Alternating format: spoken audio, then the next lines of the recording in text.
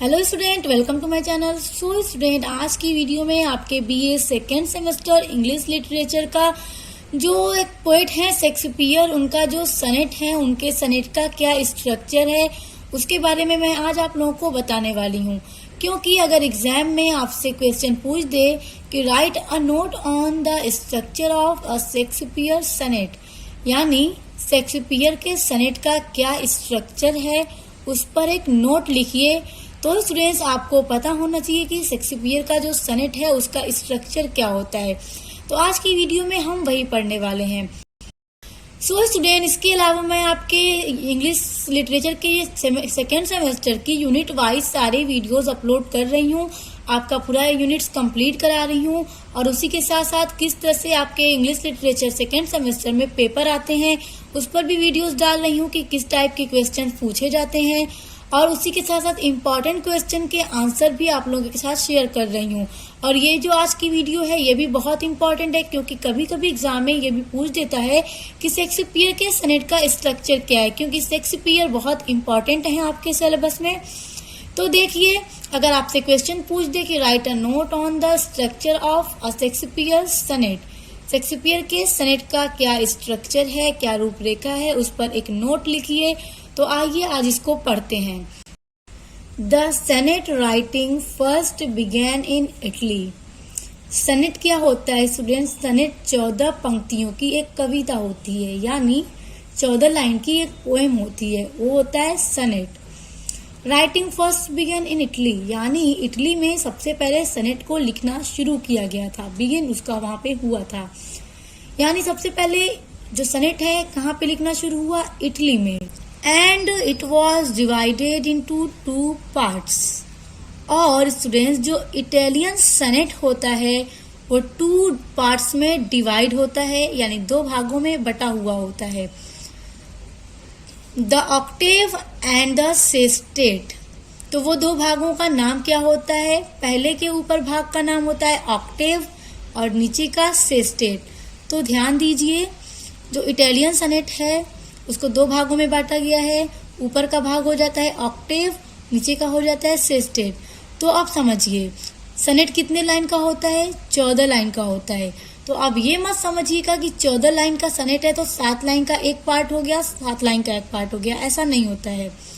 ऊपर का जो 8 लाइन होता है उसको ऑक्टेव कहते हैं, और नीचे बचती है 6 लाइन, तो वो सेस्टेट होता है।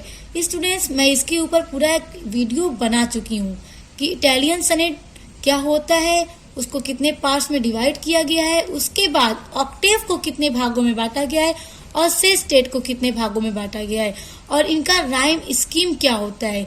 क्योंकि स्टूडेंट ये बहुत इंपॉर्टेंट है, तो आपको पता होना चाहिए, क्योंकि ये सारी चीजें एग्जाम में पेपर में पूछी जाती हैं। तो इटालियन सनेट और इंग्लिश सनेट के ऊपर मैं पूरा एक वीडियो बना चुकी हूँ जिसमें ये सब पूरा अच्छे से समझाई हूँ कि ऑक्टेव क्या है, सेस्टेट क्या है, इनके कितने पार्ट्स हैं। तो उस वीडियो का लिंक मैं आपको डिस्क्रिप्शन बॉक्स में दे दूंगी।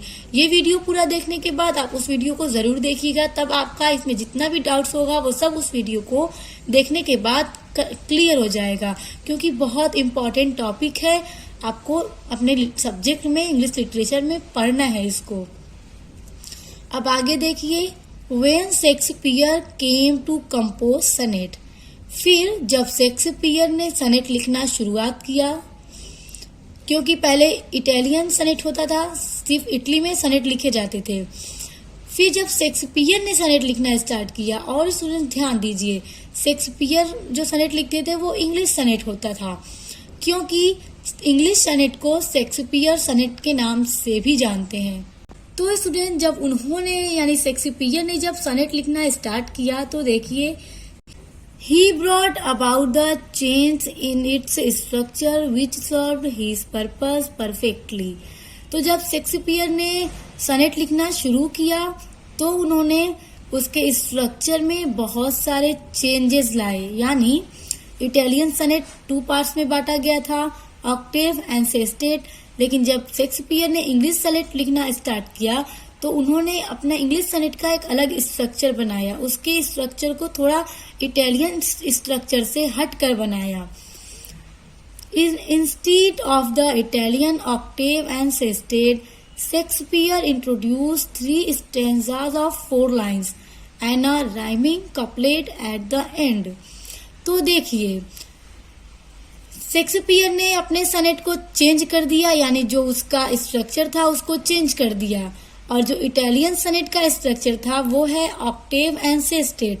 लेकिन जब शेक्सपियर ने इंट्रोड्यूस किया अपने इंग्लिश सनेट का स्ट्रक्चर, यानी जब उसका स्ट्रक्चर शेक्सपियर ने बनाया, तो वो क्या था, देखिए, 3 स्टेंजाज ऑफ 4 लाइन्स, यानी इंग्लिश सनेट का जो 3 स्टेंजाज उन्होंने 4 लाइन का बनाया, and a rhyming couplet at the end, और उसके बाद नीचे का 2 लाइन का कपलेट बनाया, क्योंकि कपलेट हमेशा 2 लाइन का ही होता है, इस बात को आप लोग याद कर लीजिए। तो उसके बाद नीचे की 2 लाइन बनाई जो कपलेट कहा जाता है।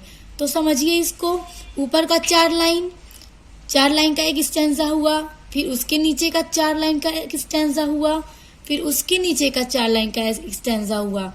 तो इस तरह से टोटल मिलाकर पूरे 12 लाइन्स हुई, 12 लाइन हुई, और 3 स्टेंजाज हुए, and 4 lines of rhyming couplet at the end, और 3 स्टेंजाज के बाद 2 लाइन का कपलेट बनाया। उसी कपलेट पर जो सनेट होता है वो खत्म हो जाता है, उसके एंड में होता है। All the 3 stanzas adopted the same pattern.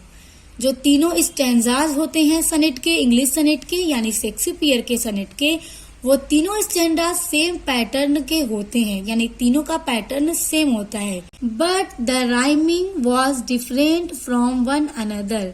लेकिन स्टूडेंट्स, जो उसका राइमिंग स्कीम होता है, यानी तीनों स्टेंजाज का पैटर्न तो सेम होता है, लेकिन उसकी जो राइमिंग स्कीम होती है वो डिफरेंट होती है, यानी सब स्टेंजाज की राइमिंग स्कीम अलग अलग होती है। In each of them, the first lines rhymed with the third and the second with the fourth. तो देखिए, इन each यानी प्रत्येक में, यानी सभी स्टेंजास की सभी लाइंस, जो पहली लाइन होती है, यानी पहला स्टेंजा हो गया 4 लाइन का, तो उसकी जो पहली लाइन का राइम स्कीम होता है वो, और तीसरी लाइन का राइम स्कीम एक जैसा होता है। उसके बाद दूसरी लाइन का और चौथी लाइन का राइम स्कीम एक जैसा होता है। तो स्टूडेंट देखिए, यहाँ पे मैंने अभी आपको बताया कि इंग्लिश सनेट में 3 स्टेंजाज होते हैं 4 लाइन के, और एक कपलेट होता है, उसी कपलेट पे सनेट खत्म हो जाता है। उसके बाद उनका राइम स्कीम कैसा होता है ये भी अभी बताया आपको, और ये सारा स्ट्रक्चर एक शेक्सपियर के सनेट का है। और स्टूडेंट्स, मैंने अभी आपसे कहा था कि मैंने एक वीडियो बना रखा है पूरा, जिसका लिंक मैं आपको डिस्क्रिप्शन बॉक्स में दे दूंगी। उसमें आपको इटालियन और इंग्लिश सनेट दोनों के बारे में सारे डाउट्स क्लियर हो जाएंगे। मैंने उसमें पूरा एग्जाम्पल दे के, एक सनेट के साथ का एग्जाम्पल दे के पूरा समझाया है कि राइम स्कीम कैसे पहले और तीसरी लाइन की एक जैसी होती है, दूसरी और चौथे लाइन की राइम स्कीम कैसे एक जैसी होती है, और राइम स्कीम क्या होता है, ये सब मैंने पूरा उस वीडियो में अच्छे से बताया है। तो आप उस वीडियो को जरूर देखिएगा, मैं लिंक आपको डिस्क्रिप्शन में दे दूंगी। अब देखिए students, these alternate made the sonnet more powerful and introduced a sweet musical touch. और ये जो अल्टरनेट होते हैं, यानी जो परिवर्तन होते हैं सनेट के, वो सनेट को बहुत ज्यादा पावरफुल और एक स्वीट म्यूजिकल टच वाला बनाते हैं। कहने का मतलब ये है कि उनका जो राइम स्कीम होता है, पहली तीसरी लाइन का एक जैसा, दूसरी और चौथी लाइन का एक जैसा, जिससे जो उनका म्यूजिकल टच है वो एक जैसा होता है। पढ़ने में सबका राइम स्कीम मैच होता रहता है। जब आप इसके बाद की वीडियो देखेंगे, यानी डिस्क्रिप्शन बॉक्स वाली, तो आपको सब क्लियर हो जाएगा। So the arrangement was AB CD EF। So the arrangement यानी शेक्सपियर के सनेट का जो अरेंजमेंट है राइमिंग स्कीम का, राइम स्कीम क्या होती है, AB CD EF। यानी एक इंग्लिश सनेट का जो राइम स्कीम होता है वो इसी तरह से होता है, AB CD EF। ये सब आपको क्लियर हो जाएगा। जो वीडियो मैंने आपसे कही है वो देख लीजिएगा। In these stanzas, the poet developed the basic theme and elaborated. इन सभी स्टैंजाज में जो पोएट हैं, जो कवि हैं, वो डेवलप करते हैं बेसिक थीम को और इलेबोरेटेड यानी वो अपने पोएम के जरिए उसको अच्छे से विस्तार में बताते हैं कि उसका थीम क्या है। In the rhyming couplet, there is the conclusion and it generally contains the gist of the whole poem. Couplet होता है, कपलेट पर ही सनेट खत्म हो जाता है, इंग्लिश सनेट खत्म हो जाता है। तो देयर इज कंक्लूजन, यहाँ पे निष्कर्ष होता है किस चीज का?